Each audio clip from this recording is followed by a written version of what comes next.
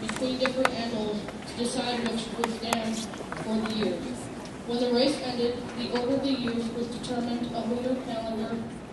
When the race ended and the order of the years was determined, a lunar calendar was made to help keep track of the years. Each animal was represented on the lunar calendar in the order that they won the race. It was predicted that depending on the year you were born, that you would have certain attributes and or characteristics.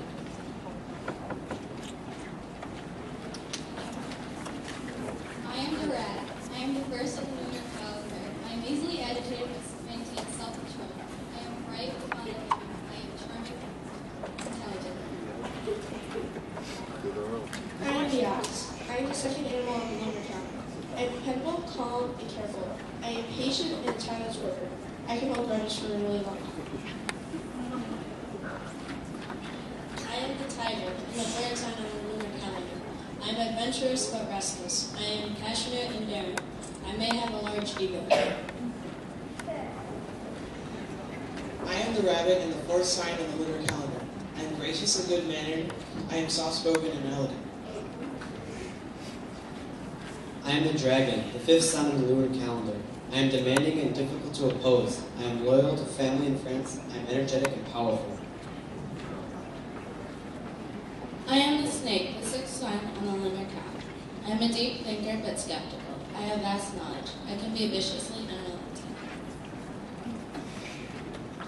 I am the tortoise, and the seventh sign of the lunar calendar. I am cheerful and popular. I am quick-witted and headstrong. At times I can be hard to move. I am the sheep, the eighth sign of the lunar calendar. I am sincere and well-mannered. I am shy and gentle. I can usually turn weaknesses into strength. I am the monkey, the ninth sign on the lunar calendar. I am confident and clever. I am a fast learner and can solve problems easily. I sometimes don't respect others as much as I should. I am the rooster and the 10th sign on the lunar calendar. I can be talkative and a good observer. I am also neat and alert. I can be looked back. I am the dog, the 11th sign on the lunar calendar. I am honest and straightforward. I am fearless and get along with others. I am very loyal and believe in being fair. I am the boar, the last on the lunar calendar. I am sturdy and courageous. I am loyal and thoughtful. I am always willing to listen to my friends' comments.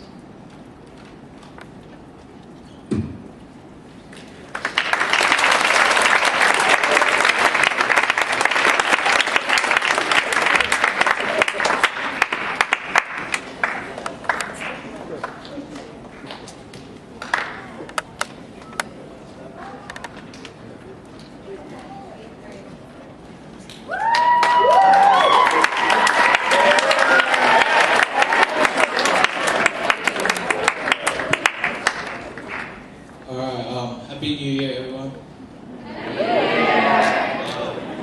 Alright, so the ones that know me, you know me obviously. The ones that doesn't know me, I'm Jonathan. And last year around this time, I was in this spot for the same job I'm doing right now. And if you don't remember, last year was the year of snake, and this year we have come to the year of horse. And what does it really mean to be born on the year of horse, and what does the year of horse really stand for? We're going to invite Johnny from Freshman to talk about the horse year and what it does mean for the ones born on that year.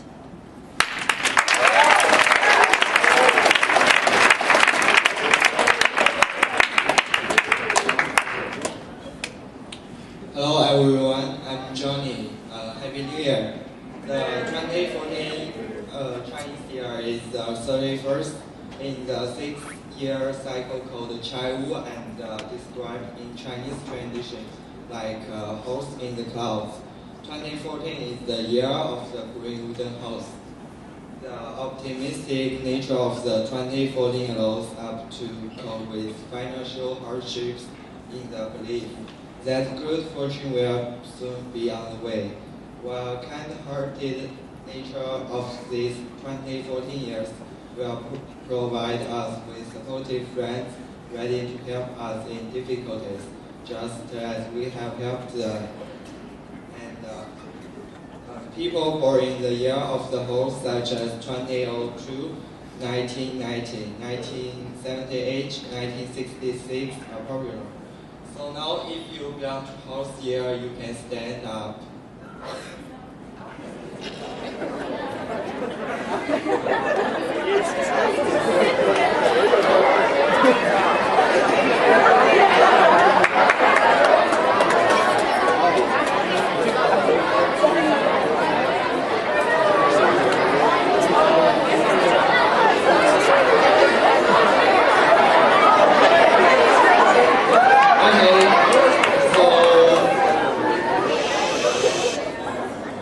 So you guys in this year are very cheerful, skillful with money, and perceptive.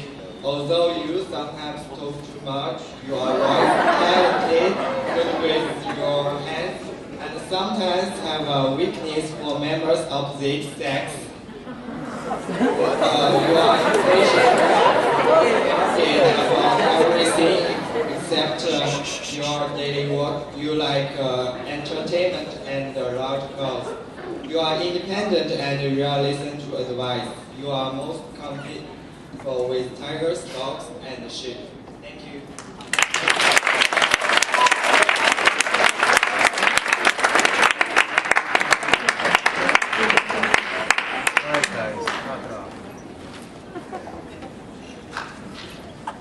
Alright, I believe most of you have watched movies where they have Chinese or Asian women dressed up in weird costumes, I believe. Yeah?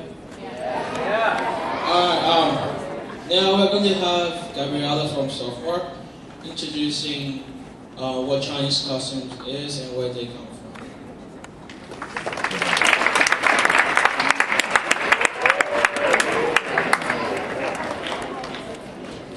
Hi everybody, I'm Gabriella. Today my topic is Chinese costume. The Qianshan is a body-hugging one-piece Chinese dress for women. The male version is the Changshan. It is known in Mandarin Chinese as the Qi Pao and is also known in English as the Mandarin Ball. The stylish and often tight-fitting Qianshan or Qi Pao that is best known today was created in the 1920s in Shanghai and made fashionable by socialites and upper-class women. It was developed in 1925 and became a symbol of unique beauty for women. The modernized version is noted for accentuating the figures of women, and as such was popular as a dress for high society. As Western fashions changed, the basic Qianshan design changed too, including high-neck sleeveless dresses, bell-like sleeves, and the black lace clothing at the hem of a ball gown. By the 1920s, Qianshan came in a wider variety of fabrics with an equal variety of accessories. Wearing a Qianshan can show a lady's slim body and make her look more graceful, classical, and mature. In ancient times, Changshan symbolizes identity and social position. If a man wears the long Changshan, it shows the man is rich. If a man wears the short Changshan, it shows the man is poor. The picture on the left is a famous writer in China.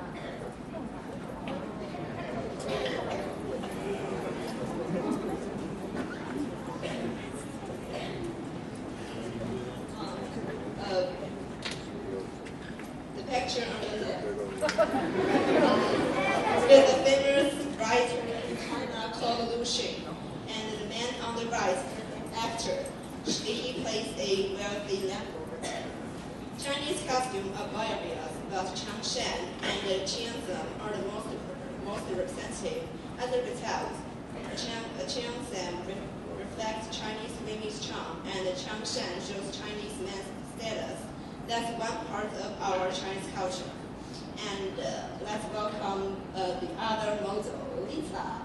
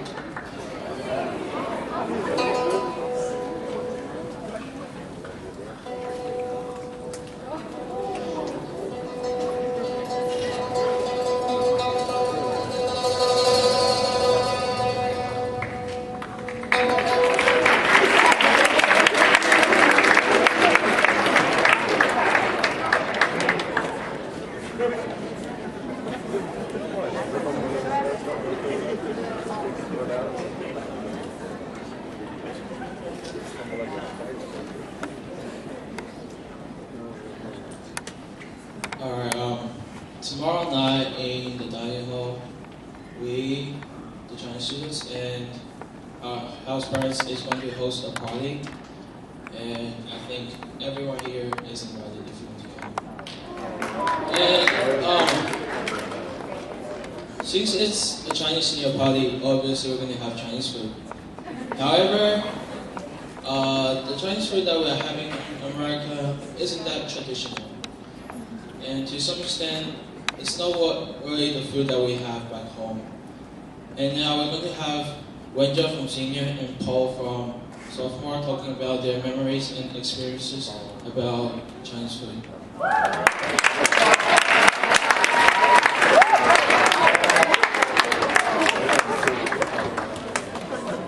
Hi everyone, are you studying for the assembly today? So today I'm going to introduce some very exciting stuff, and that is my food. So as we all know, today is Chinese New Year. All the Chinese people will having a big dinner today. But this year, for us, it might be different because we are spending our first year in America. But we still have some very interesting memories to talk to you guys. So let's let Wenjia to talk about her experience this year. Happy New Year, everybody. So before we get to the topic, I want to introduce something about traditional dinner in Chinese New Year. This is the day that everybody will gather around in the family and celebrate. Usually we have a lot of dishes in the dinner. That's why that's gonna spend a long time to prepare. Of course, we have dumplings, and sometimes we put the coins in the dumplings, and the ones who found the coins, that means they will have a blessed year surrounded with fortunes. So when I first came to America, I was an exchange student. The first time trying authentic American foods was an unforgettable memory. It was mac and cheese. I did not think it was fabulous. Honestly, it was pretty strange for me. I thought I might not get used to the flavor of cheese. But as time went by, I realized it is one of the best American foods ever.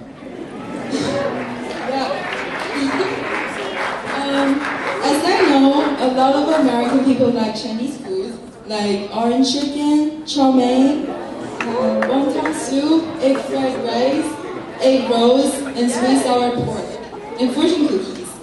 When I first,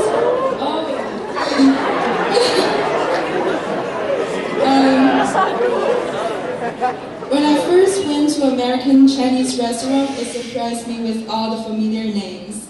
But when I ordered the sweet sour pork, I was like, why is it so red? And it's much sweeter and stickier than I thought. It had been Americanized way too far. So today I'm going to introduce the comparison between American Chinese foods and authentic Chinese foods. The orange chicken.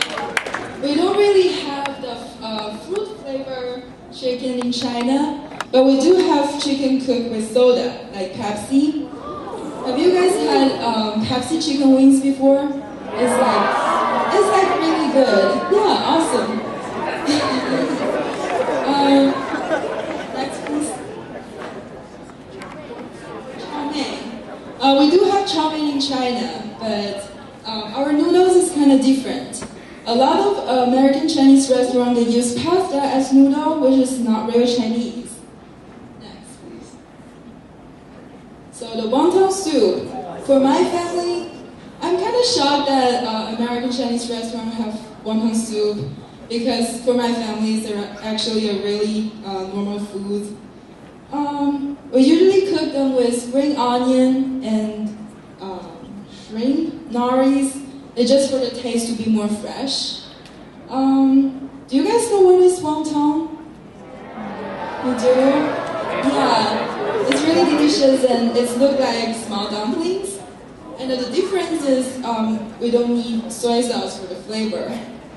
And egg rolls. Do you guys like egg rolls?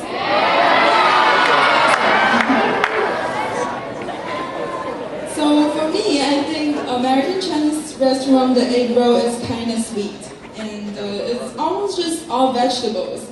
But the kind that I like is with beef and veggies and rice noodles inside, and it's really good. You guys can try it, like just make them. Yeah.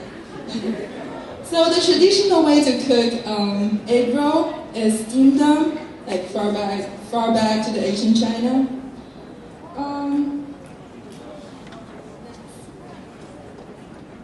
Egg fried rice. So for me, I think the rice is kind of sticky in here. So I don't think, like for the traditional way to cook egg fried rice is not with like a lot of any other things. We just have three things, like oil and rice and egg. And we warm up the oil in the pot, and then we put the rice in there and cook them together. And then we stir the egg and pour them all around the rice and mix them together. As I said, the sweet sour pork is kind of red and sweet in here, so it's different. Next. So, except the Spring Festival, we also have another lunar calendar festival called the Dragon Boat Festival. And it's on May 5th.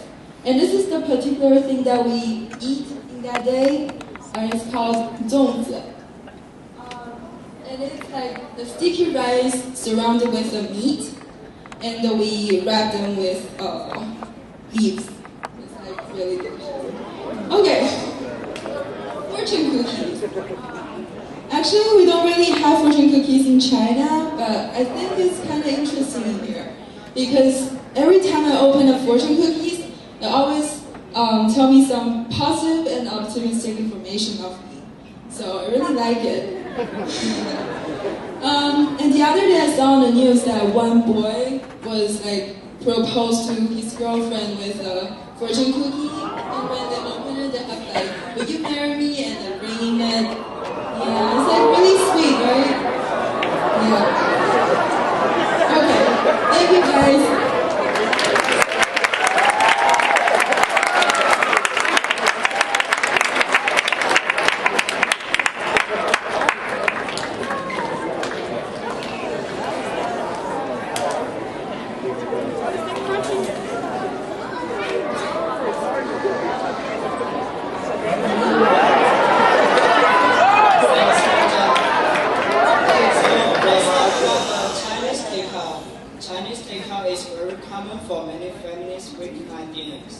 Everyone will order dish from sweet and sour chicken to beef chow mein, but what you are getting in that white cardboard box isn't exactly the real things. Ming Tsai, chef and owner of Blue Ginger in Wellesley, Massachusetts, said, whether you order beef, chicken, or vegetable Chinese, it all tastes the same because it all covered in a sauce and many cornstarch. He said, what a pity. So, it's time for the secret to come out. Authentic Chinese cooking is totally free of thick, fluffy sauce.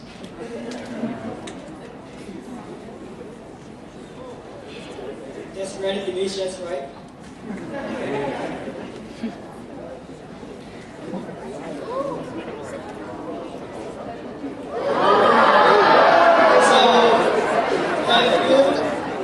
Chinese takeout before? What can you tell me about your experience?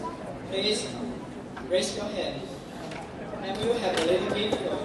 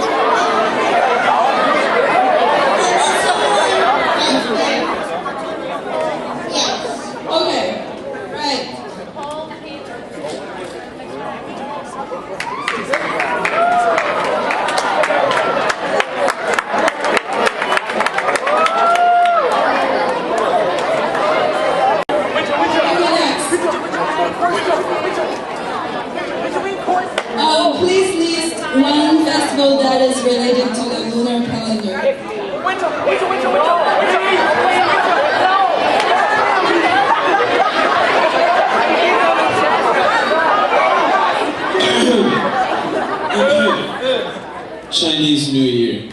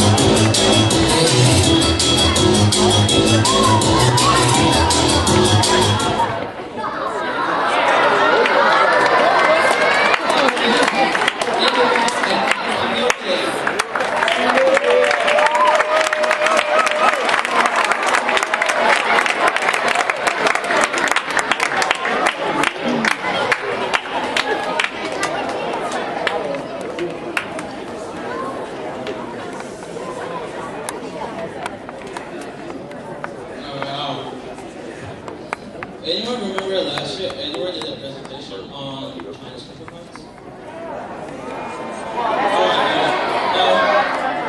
So no one remembered? This year we're going to introduce you another Chinese traditional thing. It's called the Chinese knot.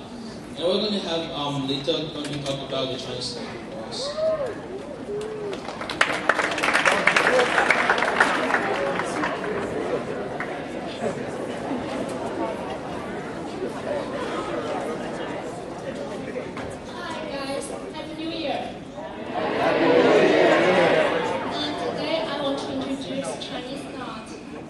Chinese knot is a decorative handcraft that began as a folk art in the Tang and Song dynasties, and it became popular in the Ming and Qing dynasties. Also, it is distinctive and special because every knot is made of a spiral and named by its form and meaning. And then I will talk about the development of Chinese knot. Chinese people have known how to tie knots using cords ever since they began learning how to attach animal fur to their bodies to keep warm thousands of years ago. As civilization advanced, Chinese people used knots for more than just fasting and wrapping. Knots were also used to wrap on special events, while others had ornamental functions. In Chinese, knot could also mean reunion, peace, marriage, love, and so on. That is one. Chinese knot. And this too represents the good luck. And this one represents peace. And also, Chinese knots are often used to express these kinds of good wishes. And some functions and applications for Chinese knot. Chinese knot, with its classic elegance and ever-changing patterns, is both practical and ornamental, fully reflecting the grace of Chinese culture. And nowadays, knots are widely used as ornaments for clothing as well as for decorations and houses. They are even used in modern graphic designs. And now it's time for gift. Who wants Chinese knot?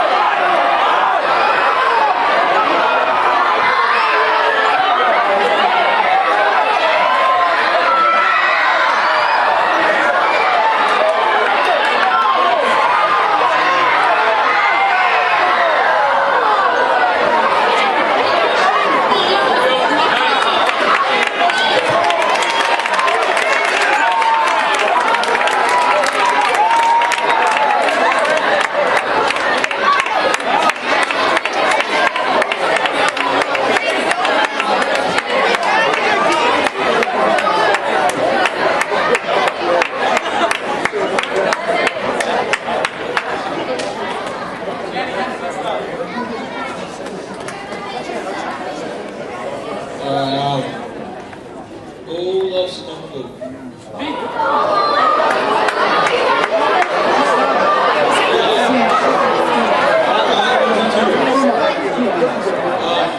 Anyone has watched the movie called Ip Man? Now we're gonna have Samuel and Alberto introducing the kung fu in Ip Man and what kung fu is.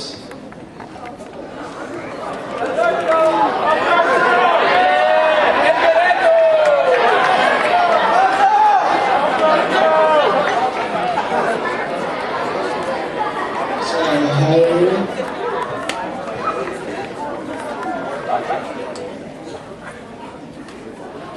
Okay, so we're gonna talk about Chinese martial arts because I think it's something that we have in our mind when we think about China.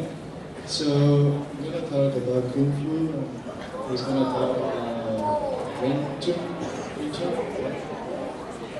So I have a few people that I thought that they were interesting.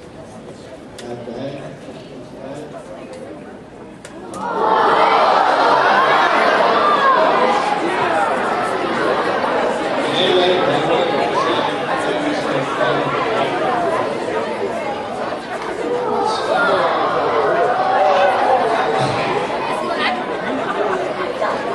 So Chinese martial arts developed over years due to the need for self-defense, hunting techniques, and military training in ancient China. Hand-to-hand combat and weapons practice were important in training ancient Chinese soldiers. Since the 1950s, the People's Republic of China has organized Chinese martial arts as an exhibition and full contact sport. According to legend, Chinese martial arts originated more than 4,000 years ago. It is said that the Yellow Emperor Huangdi introduced the earliest fighting system to China. He's described as a famous general who, before becoming China's leader, wrote lengthy theses on medicine, astrology, and martial arts. Most of Shaolin monks, they start when they are younger, so that's why they can have that flexibility.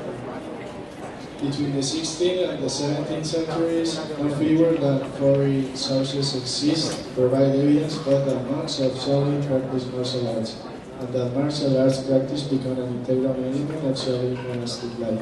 Thank you.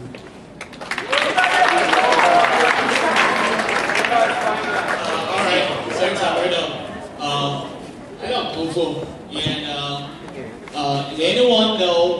where's Kung Fu from? China? That's weird. You guys like Shaolin Temple? Nice. Nice.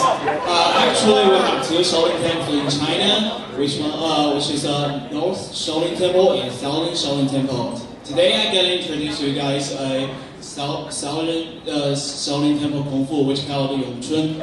Yong Chun is a concept-based Chinese martial art and a form of self-defense, anti-both striking and grappling, while specializing in real-world close-range combat. The artist's known mentions of Yong Chun date to the period of rival opera. The common legend, as told by Ip Man, involves the young woman called Ip Yong Chun. Yong Chun in Italy means forever springtime and praising spring. At the time after the destruction of Southern Shaolin Temple and its associated temples by Qing government, Yong Chun has some characteristics balance are structure, stance, reaction, center line, punches, kicks, and comedic techniques, trapping skills, sensitivities, and close range. Yong Chun has three different empty hand performing. The first one is called Xiao Nian Tou, and the second one called Chun Qiu, and the last one called Beauty. I don't think just introducing it is not enough, right? Right? Do you guys want to show it? Want to see it? Yeah! I can't hear it. It's noisy.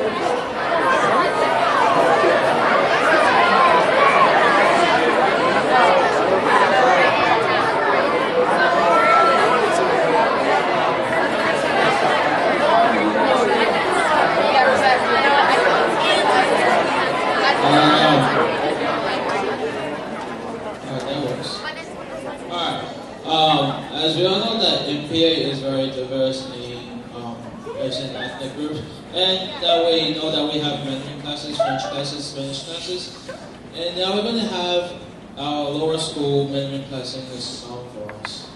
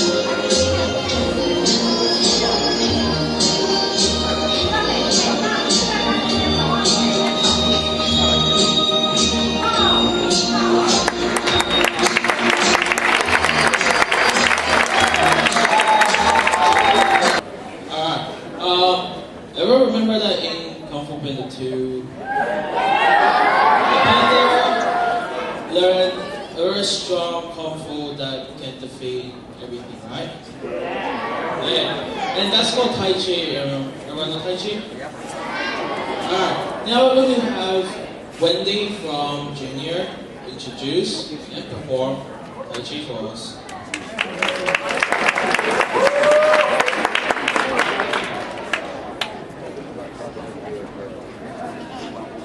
Hello everybody. Happy New Year. Is there anyone know anything about Chinese Tai Chi? Okay, I will show you today. Tai Chi developed in ancient China. It started as a martial art and a means of self-defense. Over time, people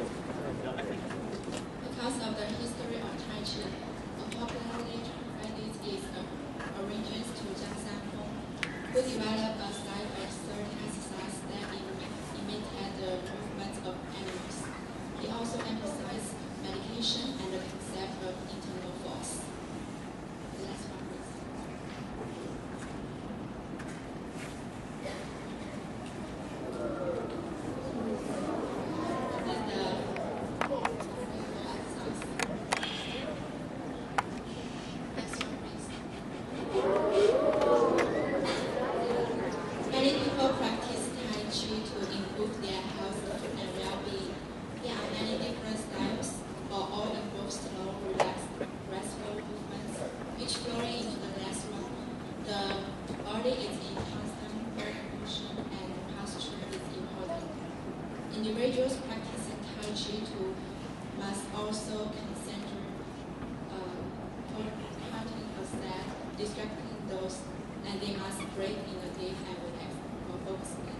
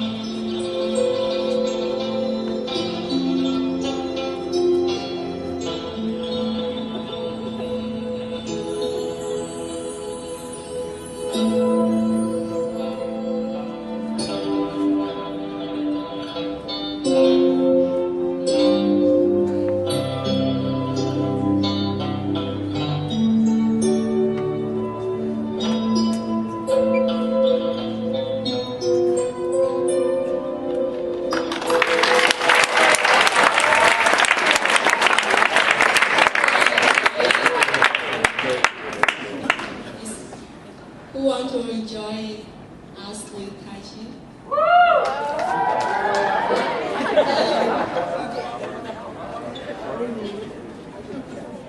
Who want to just come here? Just 4 people. Let's do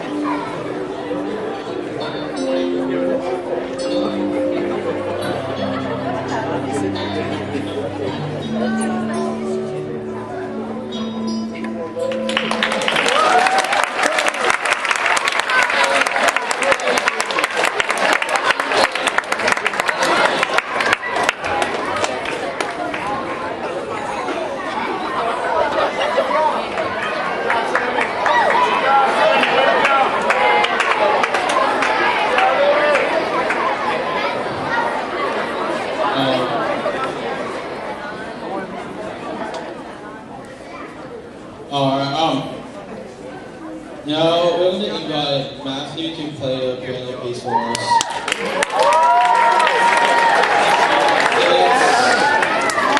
It's called Someone Else Chasing Glory.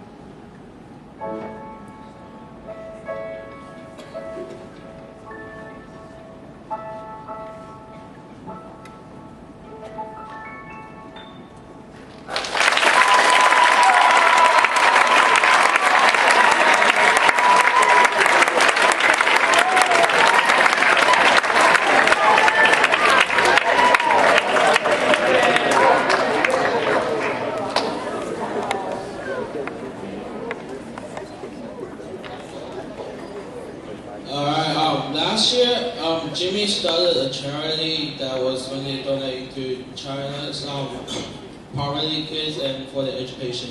And this year, Edward and Jimmy are probably going to do, they're going to do like the same thing, and they're going to run something through the next few weeks, and they're going to have a brief talk on it.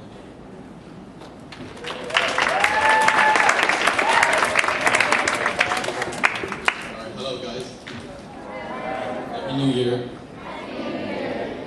I'm sorry that I'm not really a good catchy player. And thanks for saying this today's morning's announcement for my New Year present. So this year, actually, Jimmy and I we brought some traditional Chinese stuff from China, like bracelets, necklaces, and silk scarves. They are very nice and pretty, and we're gonna sell them during the lunchtime following 2 weeks. So everybody just raise some money. It's not too expensive. It's like about $10 to $20. They are pretty nice, and we're gonna donate all the money to the charity which clean the water for the Asian. So yeah, it's pretty cool. And it's gonna show. This is the silk scarf, and it's gonna show it later. It's very nice and feel very smooth. So yeah, thank you guys.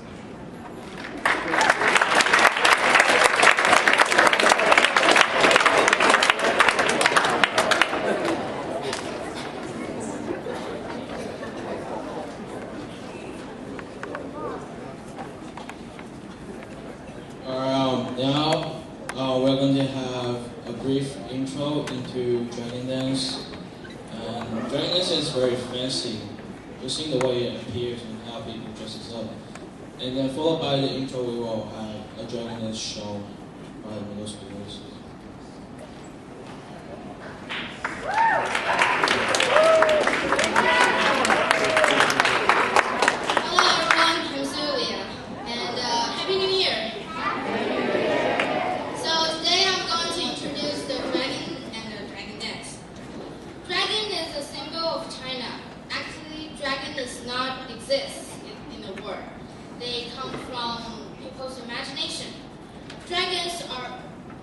Dragons are made up by rabbit eyes, antlers, a cow mouth, a camel head, a dinosaur abdomen, tiger palms, eagle talons, fish scales, and a snake body. It symbolizes power and strength, and dragons protect people. So the dragon dance has become an important part of the Lunar New Year celebration. The dragon dance is performed by a group of dancers who are tall and strong. The costume for the dragon dance definitely is a dragon. The dragon is red, gold, or white. The costumes usually have two kinds. One is about 4 meters long, and 3 or 5 men will put their head in the costume. They perform by moving up and down. Dancers will be wearing a red, gold, or white suit. And the first dancers in the costume will use his hand to open the dragon's mouth. The movements in the performance traditionally symbolize historical roles of dragons, demonstrating power and dignity. The other dragon costume can be anywhere from 25 to 30 meters long. Dancers will control the long dragon by using a long stick connecting from the dragon costume to the dancer's hand. Using the sticks, they make the motionless body come to life. Background music is made by the beats of Chinese drums, a Chinese gong, and other kinds of Chinese traditional instruments. So now let's welcome the 6th graders to show us the dragon dance. Welcome.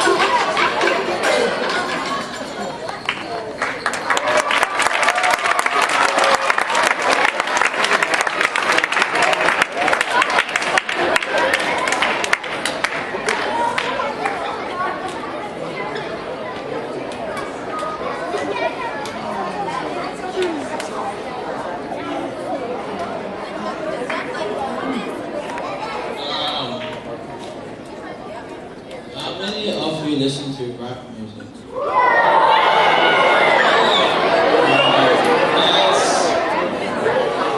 Okay, all of you. Have you ever listened to Chinese rap? Now we're going to introduce Frank. He's going to rap for us. And then, followed by that, we're going to have a rap by Matthew and Samuel. And through these two raps, I would like to ask you guys to participate. Clapping hands or whatever you want. Just be a part of it. Thank you.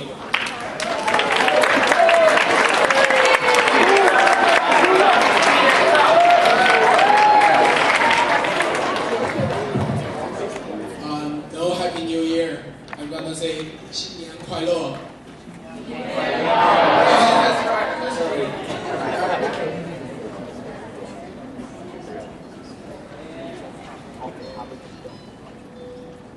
Hi, my name is Frank. I'm junior right now, and today I'm going to sing named Miss. Yeah, today is Chinese New Year, but I cannot go back to China. I really miss my family, my friends. So I want to sing this song to you guys, all of my friends. I hope you can like it. Thank you very much.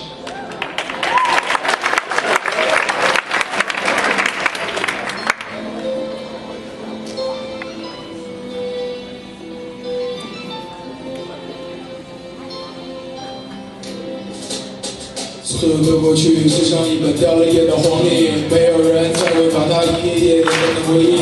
我的兄弟，你们此时都在哪里？我常常会把你们想起。虽然我们没有了那么多的联系，我知道大家都很忙，其实我也一样，每天都在为了未来拼命的积攒。也许这就叫做成长。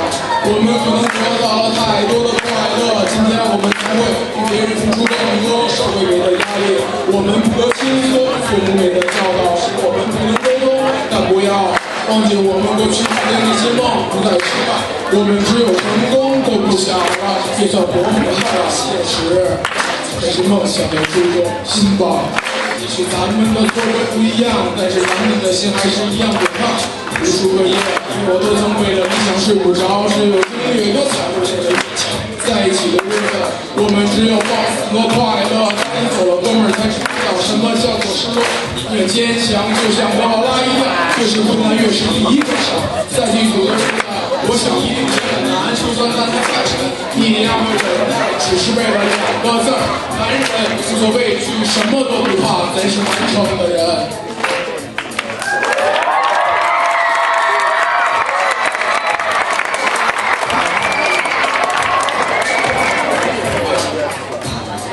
我想觉得咱们好像有了隔阂，因为我知道这是为什么，彼此不用隐藏着。一个知道你是我最要好的朋友，真的，在一起的时候从不计较太多，就算玩笑开过了无所谓，太正常了，已经证明了你的努力。不管为了谁，你已经把重担扛起。你生活没有规律，你要注意身体。我们并不爱人，你是我的磁铁，世上最珍贵的就是友谊，全世界最无敌的就是咱们的情谊。你曾说过，咱们里面没有穷人，永远不会倒下，这世界属于我们。以后有了儿子，我还会给他讲，你的张叔、杨叔最牛逼、最神。3个人就像3角一样，哪个方向拿出手去？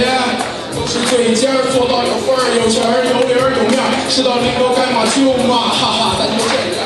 以后的路，想想真的还很漫长，不知道幸福和快乐他们会是多少。听着词，咱们都还得挺着；死的人，咱们都在看着；爱着咱的人，他们都在等着。咱们脚踏实地，一步步的走着我们的路，我们自己走着，什么都会有的，真的，你们说呢？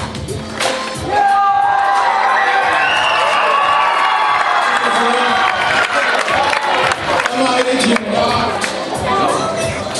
有人在看着，走起来，什么都会有的，真的，你们说呢？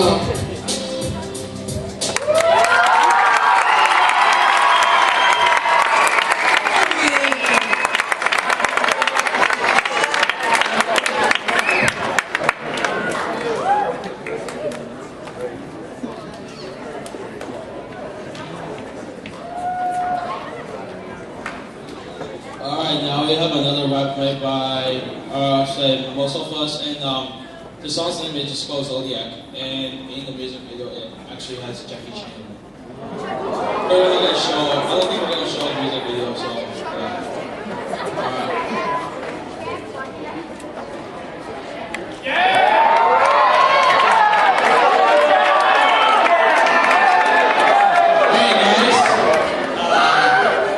my friend now after the Frank Saint. And we're so happy because you guys here celebrated New Year with us. Thank you guys. And today we are gonna sing the 12 Zodiacs with me and Matthew and us. So enjoy it.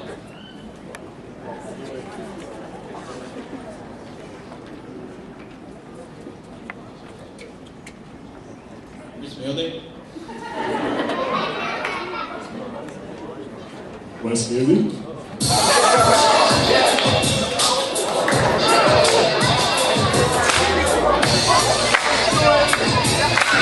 这就是12个生肖，自始至终有一副红图，成龙赤蛇马尾羊，身后有几许个孩子，这就是12个生肖。一个人能活到100岁就算久了，我们做好学生样，不要烦恼，不要感到我唱首歌呀。如果说人有12种不同，不如花点时间学习每个品种。属牛属兔，龙蛇马羊，狗鸡狗猪，大声的唱。自属蛇有一副猛兔，成龙赤蛇马尾羊，身后有几许个怀猪，这就是12个生肖。我们还年轻。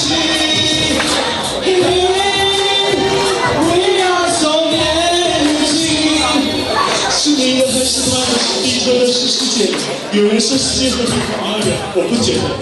放眼这个目标，那什么生肖呀？但是一生的努力不一定能办得到呀。如果说人有12种不同，不如换回去学习每个品种。属牛虎兔，龙蛇马羊，狗鸡狗猪，大声的唱。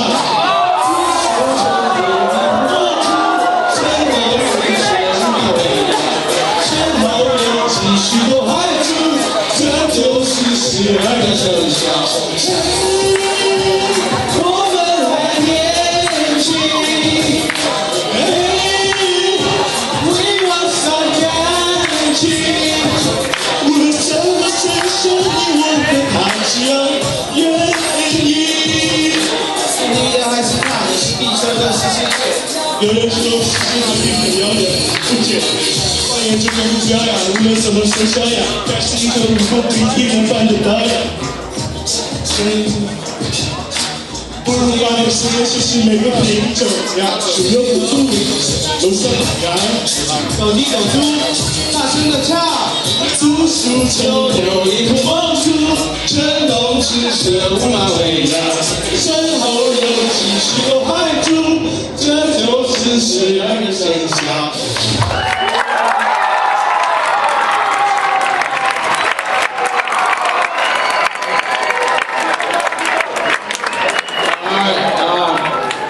This will be the end of this year's Chinese New Year Assembly. And thank you all for being with us and celebrating this New Year festival with us. And I really hope to see most of you back here again next year and see them or not. And thank you all.